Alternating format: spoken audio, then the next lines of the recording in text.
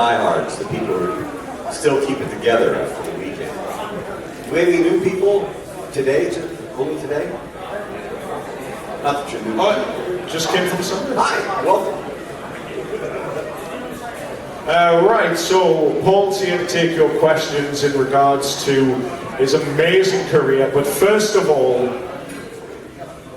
can I just be a real geek for a second?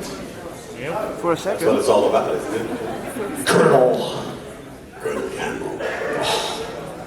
Snake. Snake. Snake!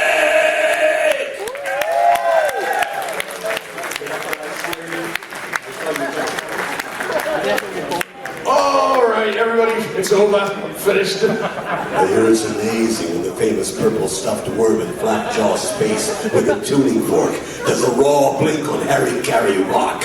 I need scissors, 61. I think I've told lots of folks today. When we did, that's for you people who don't know Metal Gear. That's from Metal Gear 2.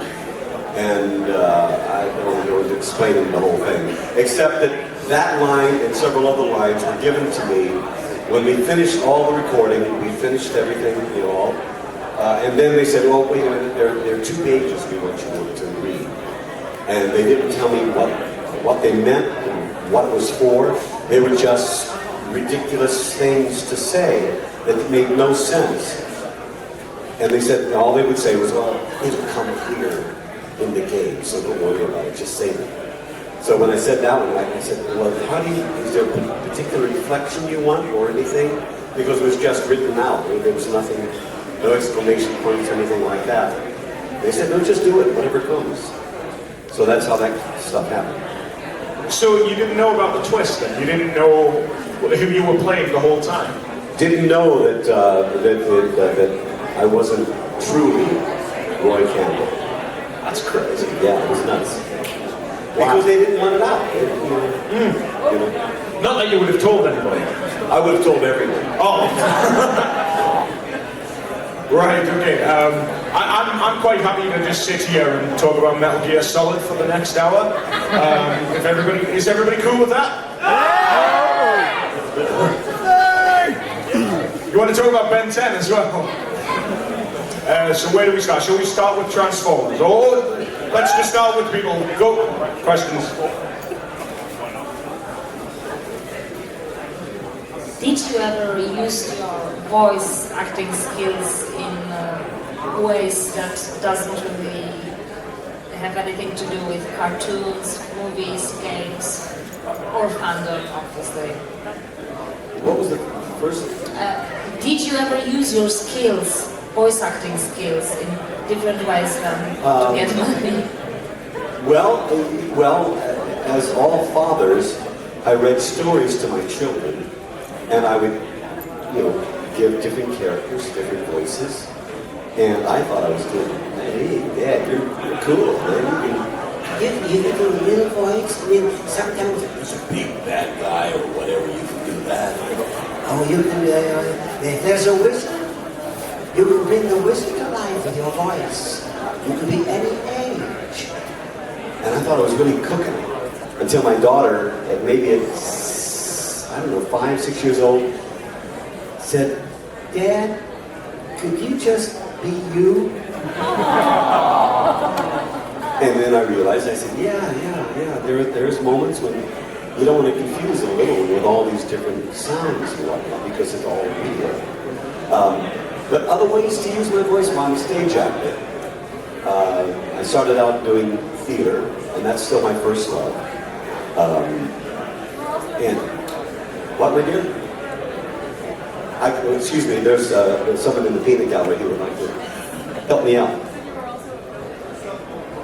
Oh, thank you. They'll be really happy to hear that. My daughters reminded me that the first job I had when I got out of the military, I worked as a telephone bill collector. I would be the person who would call and say, "You've got to pay your bill." And actually, it was pretty funny because I didn't fit in with the typical type of bill collectors. I didn't take any of it seriously. I would be on the phone with someone. I would call, I would talk to someone. I would 3 different characters. The first time I would call them, these would be people who had college loans who hadn't paid and skipped town, or guys who just, there were some people who had these, back then. The first time I'd call, I'd say, Mr. Smith, you have an outstanding balance. Just wanted to know if you can make arrangements to make payments or pay the bill. And they said, yes. I'd say, okay, all right, good, fine. Actually, that's not true. I was not a nice guy. I was trying to make myself sound good. The first voice was Mike Elliott, and he would call and say, Mr. Smith, you understand you owe $250 to the First National Bank. Are you going to pay it or not? And they would say, well, I don't know, well. Are you going to pay it or not? Well, you don't understand. I don't want to hear your sob stories. Are you going to pay it or not? Get a pencil and paper. And I would, and if they said yes, fine. If they said, I don't know, I'd say thank you. And I'd hang up. I'd never say goodbye. Second time I'd call, then I'd be a nice guy. I'd be the, hi, your bill. God, I don't know why I'm telling you all this. It's all your fault. Everyone's going to hate me. So the second time I would call, I'd be a nice guy and say, look, I understand you haven't paid the bill. We'd like to make arrangements. Can you do that? And they'd say, oh, I'm glad you called me, because that last guy, he swore at me and he called me names. And I'm not kidding. This guy, he threatened my family. And I said, well, hold on a second. I'll be right back. And we get back on the phone as the first guy. I say, all right, you're telling lies about me. What's the story? So I would do that. And then the third time I would call, if they still hadn't paid, I would be Mr. Boyd Sutton from the legal department. I could never say I was a lawyer, so I'd never lie. But Mr. Boyd Sutton, the initials are BS. And I call back and say, howdy, my name is Boyd Sutton. Your papers have been handed over to me to handle with the legal department, and we'd like to make arrangements before we go any further. So they would have different chances on it. So I did use all that sort of stuff. I didn't do it for long, honest. That was the job I had out of the military. From then I got started doing improv theater work, making $100 a week, and I was happy to have it. And then one thing led to another, to another. So that's a long-winded answer to your question. So I did. Thank you, McKenna. Just wondering, obviously you've done Ben 10 and Transformers, which are both incredibly popular, but did you ever go into Ben 10 thinking, this is a lot like Transformers in some ways, because obviously the main character does change into different things? Did you ever think it was like a big comparison, or were the Man of Action group of people, were they big fans of Transformers and just thought they'd do their own version? I'm not sure. I did obviously see similarities, but I didn't think about Man of Action guys. If they had been fans of the Transformers. They're great guys, and I'm awed by what they created and what they can do. But of course, I see similarities. But the cool thing about Ben 10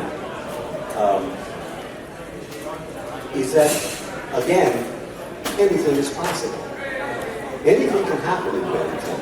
There's a reality, and then they can change the realities, and they create more aliens. At first, when we first started doing Ben 10, it was Ben 10. There were 10 aliens he could turn into. And I think rather quickly they realized that, number one, for marketing, cool, they can just keep creating new aliens and selling the toys. So from the business side, that was cool. But also from the animation, and we have now Derek Wyatt, who's drawing all the new aliens. With that, you can keep bringing in new characters, and if some character hits and feels good, they can recur again and again. So it's endless possibilities, all I gotta say is I love doing Ben 10. And Ben 10 is bigger, I think, in Asia, Australia, New Zealand, on this side of the Atlantic, I think it's even bigger than it is in the States. You know? Yes, ma'am. I'm sorry.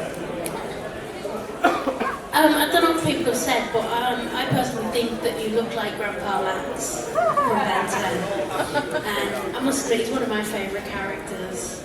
And I just want to know how you feel about playing Grandpa Max. Grandpa Max? Grandpa Max is the kind of man I want to be. Truly. He's, I don't want to get all cornball, but Grandpa Max for me is it. He's, number one, loving, wants to protect those around him, is knowledgeable, he can kick it.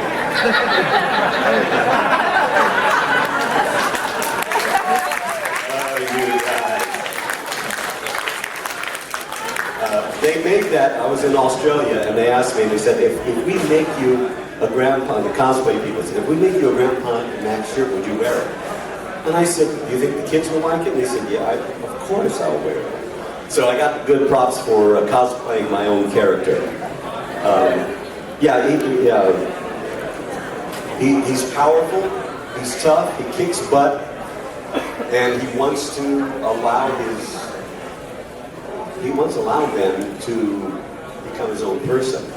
The cool thing about Omniverse, instead of him constantly saying, no, Ben, don't do this, don't that, do that, now they work more as more as a team. So Grandpa Max is a guy that I aspire to be, you know, especially 6'2". I aspire to be. I don't think I'll make that far. Oh, I have the shirt.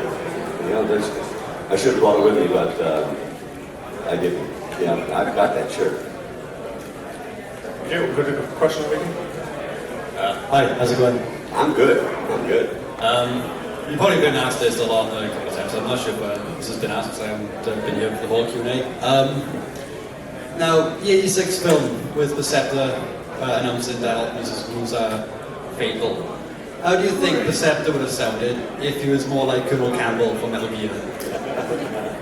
Oh man, Campbell.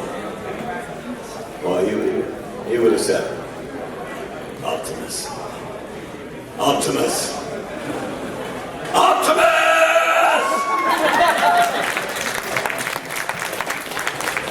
I'm afraid the wounds are fatal.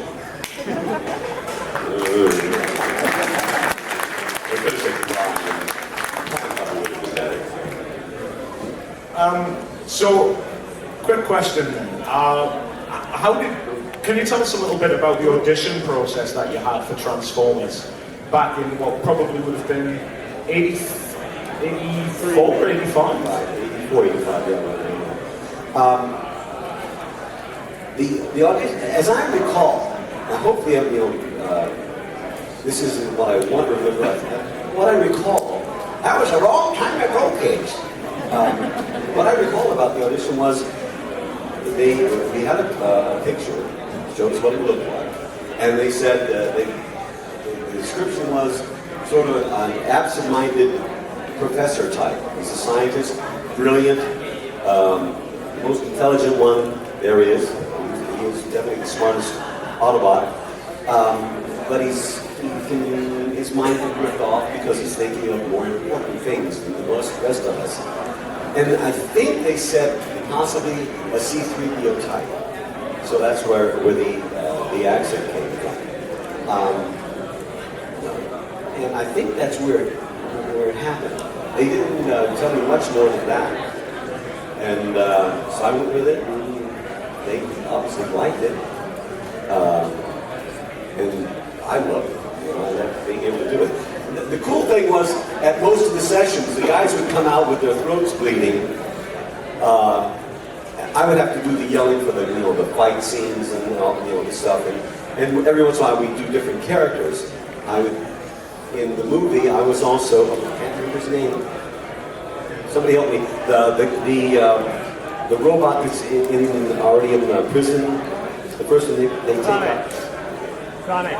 Yeah. So we do little things, extra characters. But because Perceptor wasn't one that was always, all about slow down and all that stuff, I didn't get troubled a lot by Wally Burr. And I know you've all heard Wally Burr's stories. And they're all true. The good and the bad. He was really wonderful. And he was very, very specific. He knew what he wanted. I got accused of being a teacher's pet from time to time because Wally liked what I did. So there wasn't a lot of, change it, Paul, do this. And that word there, in the second syllable, why don't you bring a little more bottoming to it? He didn't do that with me, so it was very cool. In fact, I talked with him about a week before I came over, and I told him I was coming over, and he sends his regards. He's pretty special. Guys?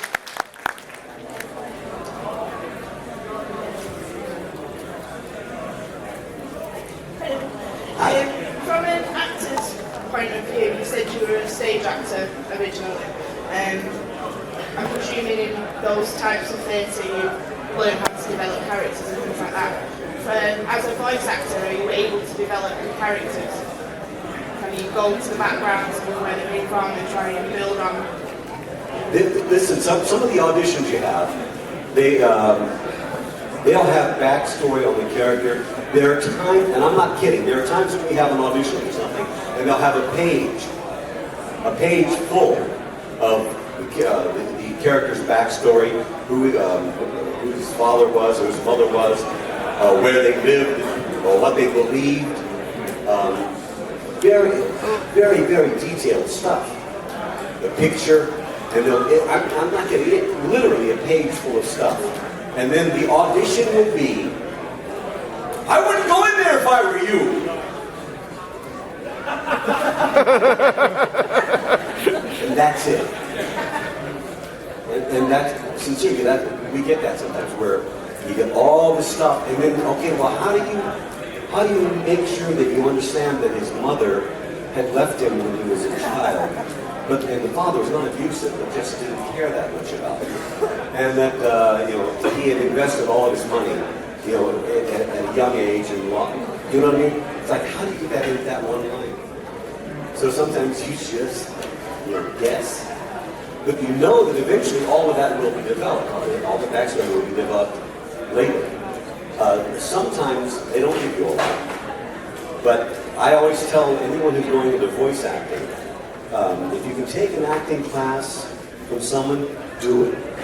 Because just having a good voice or a funny voice, or you can do cute stuff, or you can mimic people, that could work for a time. But eventually, you've got to have some honesty to it. I think that's one of the things that worked with the Transformers. There's an honesty. There's even though they're big metal robots and all that stuff, there's something at the core. There are some characters that are okay, let me do this funny voice, and it works. But sometimes over a career, you have to have more. So I approach the voice work the way I approach stage work or film or anything else.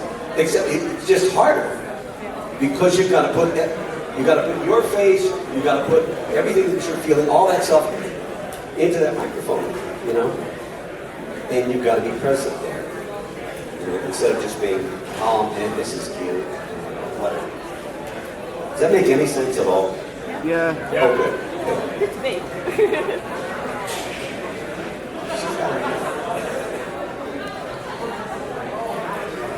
Hi there. I was wondering,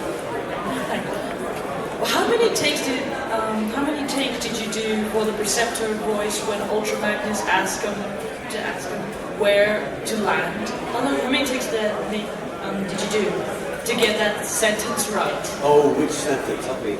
The sentence that you said very fastly. What? The navigation, where you had to go to Junkyard? Oh, yeah. Oh, one take. Yeah, right. They call me One Take Paul. Do it again. It's always good on the first and no. There are those, even with Grandpa Max. When I'm doing Ben 10, there are times, sometimes sometimes you score one take or two takes. As I recall, it was more maybe 5 or 6. But all of us have had 13, 14, 15 takes without Wally Burr saying, don't do that, or try something different. Sometimes your mouth doesn't agree with your brain. There are times in doing Ben 10, because Grandpa Max is down here sometimes, and sometimes we record early in the morning, and we'll do lines and I'll garble something. And the joke is, oh, Grandpa Max is drunk this morning. He's been out too late. But Grandpa Max doesn't drink. Okay? Just so you know. Yeah, so I'm not exactly sure, but I'm sure it wasn't one take. Sir. Hi, Paul. Hello, Paul. This is just from one touch fan to another. I'm just curious how you got. Get a little closer to the mic. Sorry. From one touch fan to another, I'm just curious how you actually discovered him and in the Discord series, what your favourite character or series is. Which character? How you got into him and which series, like the Death, Ring of the Wizards, the Witches, which is your favourite? I'm having a hard time with Terry Pratchett. Oh, yes, we talked about Terry Pratchett. I discovered Terry Pratchett all on my own, with the help of my wife. My wife was a massive fan of Terry Pratchett, said, you've got to read this stuff. And I started reading Terry Pratchett, and I can't stop. He's on my Kindle upstairs. Every time I get a chance, I have to stop and read. Do you all know Terry Pratchett? Yeah. You like Terry Pratchett? Yeah. I think he's freaking brilliant. He takes me to places that I didn't imagine. And then when you read a book 3 or 4 away from the first one, the way he reuses characters and reuses information, we go back to the same place.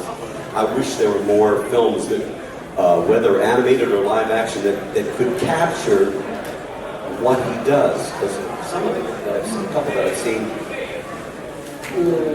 don't totally work for me. But yeah, Pratchett he's brilliant. I just love his stuff. And I just wish him well. God bless him. Hi, Paul. Where are you? Where am I looking? Hi! Hi, Paul. Is Roy Campbell going to be in the next Metal Gear Solid Rising game? Listen, usually we have to sign things saying you can't talk about this, you can't, will not disclose all those things. I have no idea. In Rising, no. I haven't heard. Now there is talk of bringing Solid Snake back in the future, and my hope is that they would bring Campbell back. I've heard nothing. I got my fingers crossed though. It'd be fun. I love it. I love that character. So spread the word. Say yes. Get all those from your fan page. Say bring Campbell and Snake back. Sorry. Hi, you okay? I'm good. Yeah, good. In your career, what would be your favourite line you've ever said? Favorite line. Oh. Gosh. Ooh. Oh, I know one of the silliest that I always go, and I love it, from a show that almost no one saw, called the Toxic Crusaders. You are two geeks, aren't you? For those of you who are uninitiated, it was done by Troma, the Troma people, who were all insane. And I played a character that was, let me get this right, he was a test pilot who flew through a hole in the ozone, crashed into a vat of radioactive pepper. My character was called No Zone. And No Zone had one leg that was fused to a wheel of the airplane, and he had an incredibly huge nose. And my power was sneezing. When I sneezed, I could mow down an army, you know, and forests would fall before me. And ozone talked like this. And yes, I had to look like this when I was doing it. And those are, at least twice in every episode, one of us had to say, we are hideously deformed creatures of superhuman size and strength. So at least me or Toxie or somebody had to say that. And that was the rule, at least twice in every episode. And I loved that show. It was a great cast and really a lot of fun. I wish I could remember the line that Grandpa Max said when he was about to sacrifice himself to save the universe. But man, that's a hard question. That's a good one. I'm going to have to think about that. And I will. Man, line. Do you guys have any lines of things that I... The light being Perceptor blows up devastating. Say again? There's a scene in one of the episodes of the cartoon series where Perceptor blows up devastating. Oh, that's right. Well, what does he say? He doesn't say. He just blows up devastating. It's the highlight of Carnage in C minor. There you go. Well done. Yeah, it's... I'm going to have to think about that. That's a good one. Paul, just a quick question. You mentioned before, well, it wasn't mentioned before, I think you might have mentioned it on Friday night, and Dan Gilverzet mentioned it yesterday night. You guys having a tendency of stealing accents when you're around. Have you ever done that before? Have you ever heard the way somebody speaks? Heard the way somebody speaks? Yes. Sorry, I'm a joke. Yeah. Just, what I'm wondering... You steal mine. Steal mine. Have you ever... No, but you steal my accent right now. Would I... Wait, I might not try what I like, you know? That's not you, by the way, but that's what people up north apparently talk about. Anyway, yeah, that's the way I sound. No, you sound much more refined and classic. I've got you fooled. No, but I'm just wondering, have you ever heard somebody, I don't know, maybe on a bus or a train or something like that, you've heard the way somebody sounds, their speech pattern, and has that ever been the basis of a job or a gig that you've gotten? Yes. It's also something that's gotten me in trouble. Truly. You know what I'm talking about?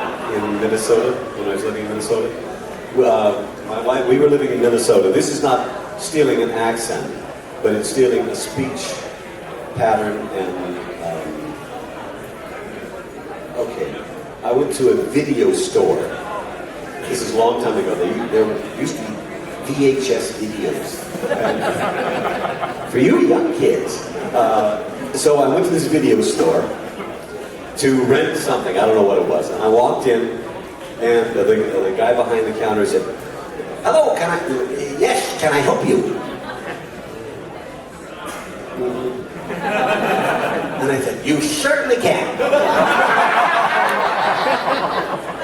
And he said, "Well, what can I do for you today? Would you like something, a video or something?" And I said, "Yes, I would." And then I realized that he wasn't putting anything on. That was how he spoke. And then what happened to me was like, oh my gosh, what am I going to do now? If I stop doing it, he's going to think I'm making fun of him, which I wasn't. But if I keep going, then every time this is a new store that opened, every time I went in there, I'd have to talk like that. And it was difficult. But anyway, what I ended up doing was I dropped it. We never spoke of it. And he became a good friend, and I actually wrote some commercials for his company. But it was one of those embarrassing moments, you know, because we do that. You know, there are times when I go into different dialects. I was raised in a part of Ohio, of Cleveland, Ohio, was what was considered the ghetto. It was a changing neighborhood. My family was one of the last Caucasian families living in the neighborhood.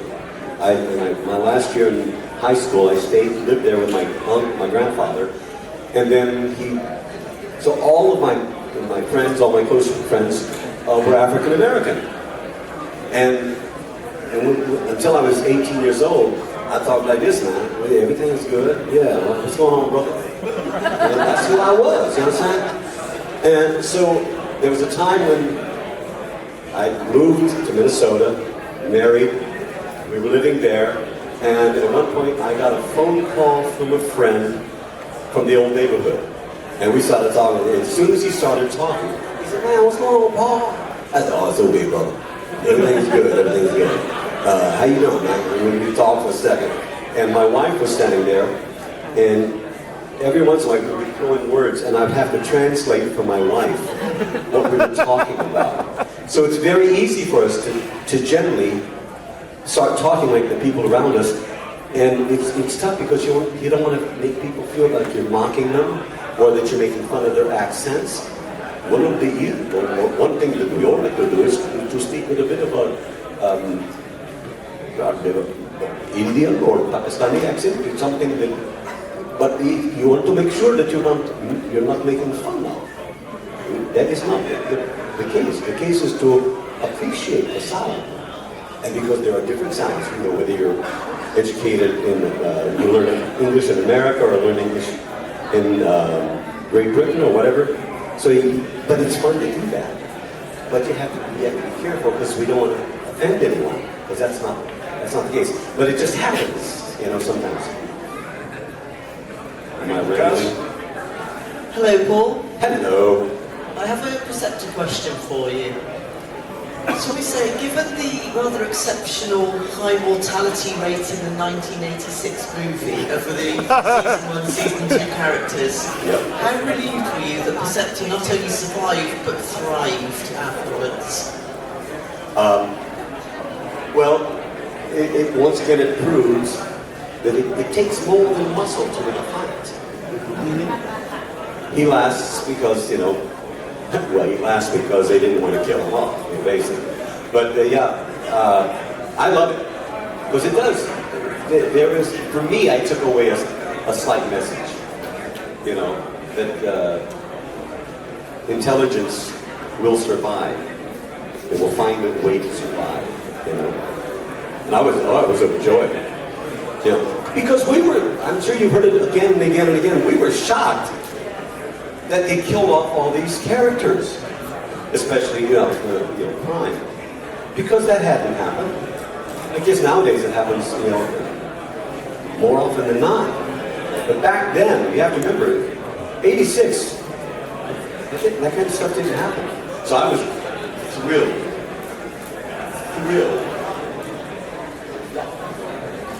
Besides the Metal Gear Solid series, is there any other computer game series you'd like or want to do in the future? One of my first games was Diablo. Yeah, great game. So I've done Diablo 1, 2, just did 3. I'm in all the StarCraft, Warcraft. I want them all to keep going. God of War, the God of War series. Was really awesome. Although it was very funny in God of War 2, I think it was, I was Theseus. In God of War 1, help me out, I may be wrong. In 1 I was the Gravedigger, which turns, you find out, is Zeus. In 2, I'm Theseus. And it was great because they told me that, this is a scene where Theseus dies. Or he gets messed up pretty badly. And I said, okay, well, how does it happen? He said, well, they have this huge door that's like, 15 feet high, big metal door, and they slam his head in it. I said, okay, good, okay, cool. How many times? He said, oh, lots. And I said, wouldn't I be dead after the first or second? Because they wanted me to scream for each one. 1 or 2 hits through the 15-foot metal door, I pretty much... No, this is Theseus. This isn't you, Paul. So I had to do...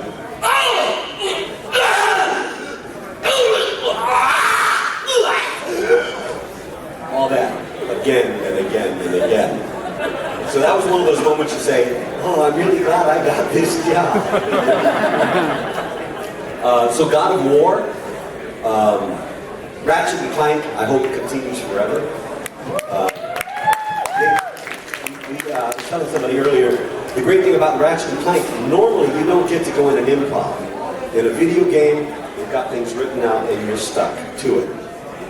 With Ratchet and Clank, they cast Dan Hagen, a friend of mine, as Kronk, and I'm Zephyr, and they had lines written out, and then we said, okay, do lines, and then what happened was we just started screwing around afterwards and adding stuff.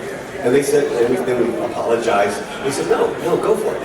Insomniac Games are one of the nicest people to work for. They take care of the actors, and they really care about the product. It's not just churn it out and make money. They really care about it. I really like these guys. So the Ratchet and Clank, I want them to continue forever. Because it's also a fun game, you know? Next. Hi, Paul. Yep. Given the way you describe Perceptor in the cartoon, quite proudly not being so violent, what are your opinions of being a sniper in the recent comics? To be honest, the first time I heard about it, I was like, hey, what? What? And then I understood what happened and why and all that stuff. And for me, in a selfish way, because I love the character, anything that keeps him alive and active, you know, whether I'm doing it or not, I want it to happen. And I actually, now, I think he looks really pretty cool. Yeah. And why not? You know? I was telling somebody else earlier, they got to change with the times. And the times are changing. So, whatever keeps him alive, I would love to do it, I would love to voice it. Any other questions? Yeah. When Townsend was on just an hour ago, he made the point that he tries not to do too many video games just because of the great stress that it puts on his voice. How do you? Well, he's a pansy. Oh. Oh shit, he's not here. I'm hurling these. He's not here. Oh well, I take that back. He's great. But he does a lot of different things. He also does a lot of promos. And for promos, you have to keep that announcer tone, that sound, that easy sound. For the video games, yeah, there are games that will thrash you. But I'm at the point now where I have a wonderful agent who will not accept auditions or jobs when they're going to be terribly, terribly abusive to your voice. Because you got to work the next day. Maybe they work the afternoon doing something else. And there have been those games when you come away and say, oh my gosh, why did I do this? Because you're not going to talk for the next day. You got to rest your voice. But that's the difference. He really has to keep his voice clean. And for some reason, there are times when I have a cold or something, and I go into a job, and lately it's been a lot of this down here. And somebody asked me yesterday, they said, Paul, do you smoke? Is that why you get that voice like that? And I've never smoked. Well, I smoked for one day when I was 14 years old. But it may be from doing all the games that keeps the voice down here. I don't know. But I can still do these. It just settles in down there. I think we've got a question for you. Obviously, there's the new series Transformers Prime.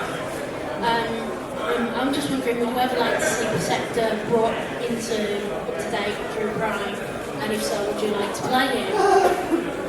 In a heartbeat. I would love to do Perceptor. He's in the game. The Fall of Cybertron. Not the War of Cybertron. No. He's in the Fall of Cybertron. I've heard. I've not heard it. So I don't know who does the voice. It's not listed. Somebody told me it wasn't listed at IMDb. So why, I don't know. So I was never called. They maybe decided to change Perceptor. You never know. You don't know why they do what they do. Listen, I'm the only character in Ben 10 that was the same actor from the beginning. They changed everybody else through the incarnations of the show. And how many primes have we had? The different series. So you never know what's going to happen or why they decide to go in one way or another. Sorry, love? So, who knows? I'm just happy to do what I do. I'm blessed every day. And I'm happy that they still remember my name. Is that a hand up or are you just stretching? Yeah. Or are you bidding on something? This is kind of a big question. What really interests me about Ben 10 is it has a lot of potential for introducing really interesting high ideas to a young audience, like the ideas of transcendence and transformation of, understanding the universe through a different set of eyes, through a different body. Ben himself has mentioned it in a couple of episodes. He understands things differently now because he's seen it as a different species. Do you think more cartoons and media aimed towards kids should be doing more to sort of stimulate that kind of that more cerebral quality, that introduce these kind of high ideas to kids? I think, number one, big smarty pants. Yes, I am. Yes, you are. Yes, you are. And I agree. And that's another reason why I love the show. Because number one, they don't try, especially in omnivores, they don't try to hit you over the head with author's message, or you should know this, or you should learn this. It's done in a subtle way. Hopefully in a subtle way. Sometimes, shows, crack it too much, but I'm with you. However, that said, I still think there are still a place for just fun. There are, like Toxic Crusaders or any of the other really flat-out silly cartoons that are out there. I don't think you're getting a lot of big messages from Family Guy, but it's pretty damn funny. But I think it would be lovely as long as the writers are good enough and the actors are good enough. So it doesn't seem like message. Because I'm one of those that doesn't like to be preached to. So and if you can help young people and older people to find messages and let them own it like it's theirs, then so in a perfect world, that's what we should be doing. Another reason why I love Grandpa Max, because that's what he's about. Because there is something bigger than ourselves. We got to, this is bigger than me, and this is smaller than out there. You know what I mean? Yeah, I'm with you. And I think just on that subject, you did that in Transformers as well. How many people remember the episode Microbots, where the big theme of that one is Perceptor tackling bullying amongst a fellow Autobot, and that's always sort of resonated with me, and I suppose goes back to what you said a little earlier about it's not the strong guys, sometimes it's the clever guys, and that was a really good message there. And we need the strength, we need the power, we need the guys who are going to go out there, but we also need the thinkers, no man is an island, all that stuff. We need all types. Yeah. And Taro Tesla, I have a question about your work with Blizzard games. I'm not sure if you're allowed to answer this, but for the Protoss expansion of StarCraft 2, can we expect your return? I am not at liberty to say whether I will or will not appear. I'm sorry. Can you say whether you've signed anything that tells you if you can or cannot say it?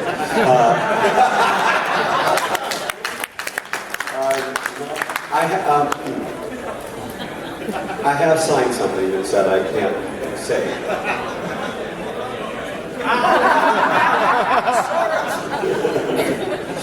Well, that was very clever. I don't care what they say, I think you're smart. Thanks, Paul. I'm your corner, buddy. Right, okay. We've got about 5 minutes left, so does anybody have... Last question on me, I promise. How do you feel about the internet introducing the younger generation? Sorry. How do you feel about the internet introducing a younger generation to the old cartoons? I think it's brilliant. I think it's brilliant. We are so lucky to be living when we're living.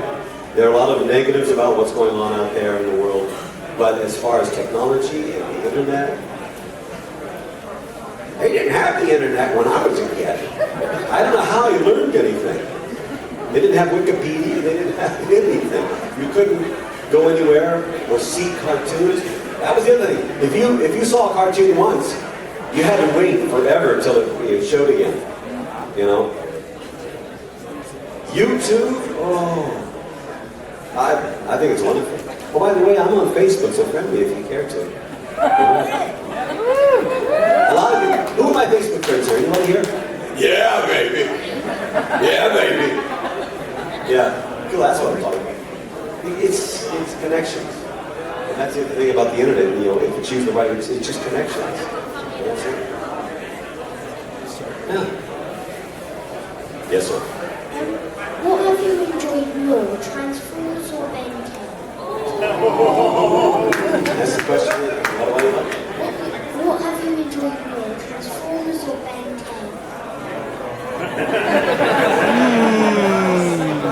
Let's see. What anniversary is this of the movie? This is the 27th anniversary, is that right? Yeah. No. 28? 26, 27? Oh, well, whatever. Ben 10 has been on the air for 6 years. So I'll tell you in another 20 years. This is my favorite. If Ben 10 can catch on even that much as the Transformers, I'd be really a happy guy. It's tough, to be honest. That's a good question. I love doing Ben 10. Generally, actors love what they're doing at the time. And we've been on for 6 years. We just finished our 40th episode this year, and we're already talking about doing more. And it's touching, where are they? Good, they didn't hear me. A generation that needs to see this kind of stuff and have fun. So I love doing Ben 10, but for the staying power, the reason I'm here is the Transformers, and that's my love. You know, that's what is really important. You know, that's what is important to folks. So I think.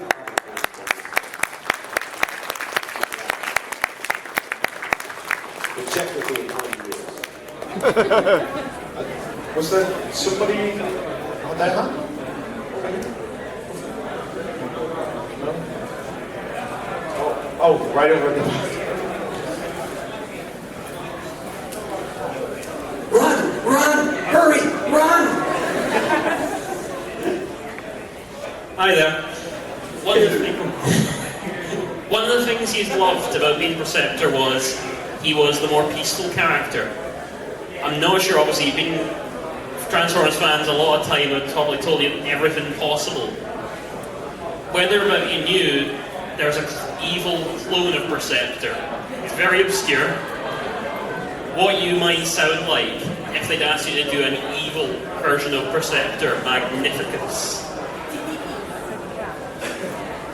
I tend to believe he would still have the English accent. Because I think he'll be quieter. He doesn't need to prove anything to anyone because he can kill you. He can kill kill you in more ways than you can imagine.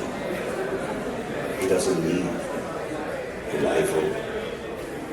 Sniper, it's fine. But don't get close to him, because he won't hurt you.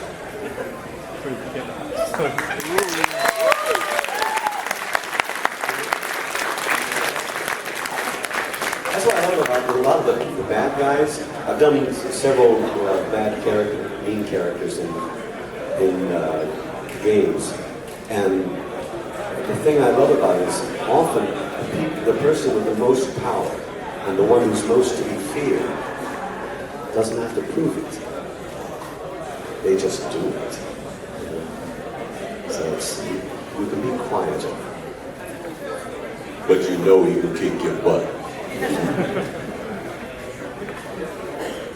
Next, anything else? What are you having for dinner? What? Oh, likewise. Oh. I thought. Right, well, if that's going to wrap it up, unless anybody's got anything else. I was born a poor black child. Earned my way through the military by singing. I'm just going to go on until somebody says, okay, Paul, we're done. We're going to hand up. Sure. Guys?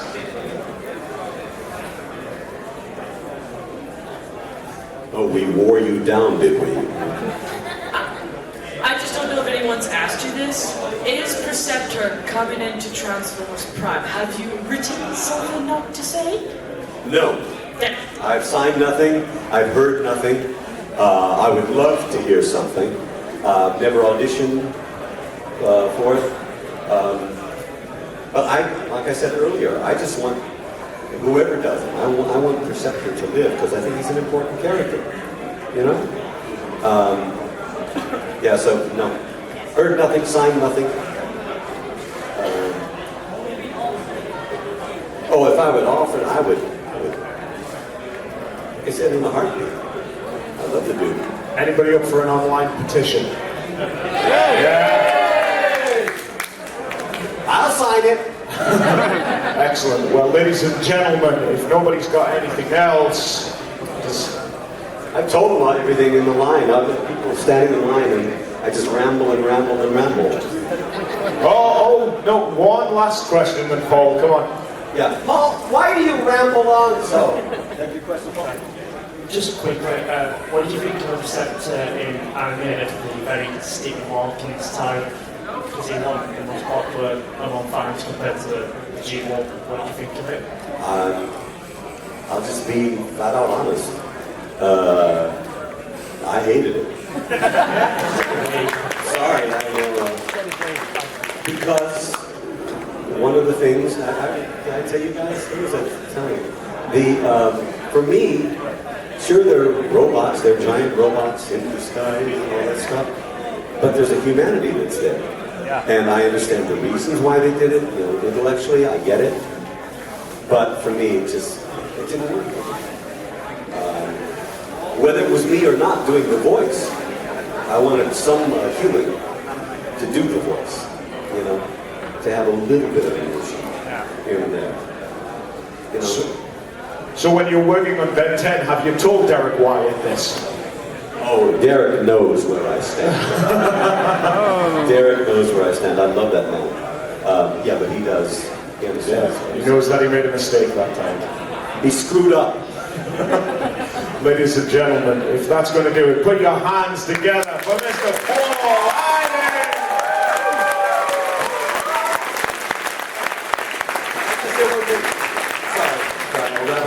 I put it on my Facebook page already, and I mean this from the bottom of my heart. Everything I was told about auto assembly, you have given me and my family 1,000,000 times over. And I really, I'm a sap. I really appreciate it. It's been wonderful here. Thanks.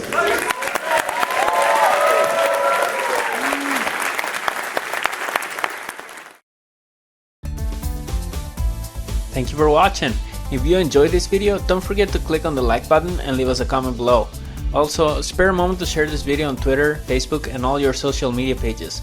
To get updates on all of our latest videos delivered straight to your inbox, subscribe now using the link on the screen.